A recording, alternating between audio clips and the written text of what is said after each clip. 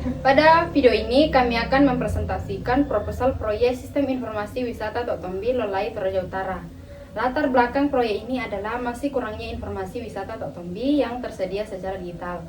Selain itu, proses pemesanan tiket masih dilakukan secara manual sehingga kurang efisien. Wisatawan juga sering mengalami kesulitan memperoleh informasi mengenai jadwal kunjungan dan harga tiket. Oleh karena itu, kami mengusulkan pembangunan sistem informasi wisata Totombi berbasis web yang dapat memberikan informasi wisata dan layanan pemesanan tiket secara online. Selanjutnya adalah stakeholder register. Stakeholder internal terdiri dari tim pengembangan, admin wisata, dan manajer proyek. Mereka berperan dalam proses perencanaan, pengembangan, pengelolaan, serta pengawasan proyek. Stakeholder eksternal terdiri dari wisatawan, pengelolaan wisata Totombi, dan dinas pariwisata. Mereka dipilih karena menjadi pihak yang akan mengelola dan mendapatkan manfaat langsung dari sistem yang dibangun. Ruang lingkup proyek meliputi pengembangan website responsif, integrasi, payment gateway, fitur booking tiket online, dan dashboard administrasi. Batasan proyek adalah Totombi tidak mencakup aplikasi mobile dan sistem berjalan melalui web browser. Work breakdown structure atau WBS proyek terdiri dari beberapa tahap utama, yaitu perancangan, analisis, kebutuhan, desain sistem, pengembangan, pengujian, dan development. Tahapan ini disusun secara berurutan agar proyek dapat berjalan lebih terstruktur dan terkontrol.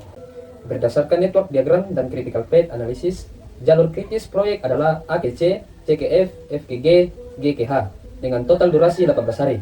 Aktivitas pada jalur kritis tidak boleh mengalami keterlambatan karena akan berdampak langsung terhadap penyelesaian proyek secara keseluruhan.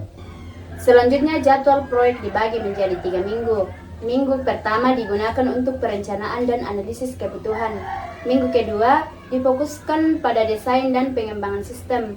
Minggu ketiga digunakan untuk pengujian sistem dan development hingga siap digunakan. Di sini kami akan menjawab 4 pertanyaan.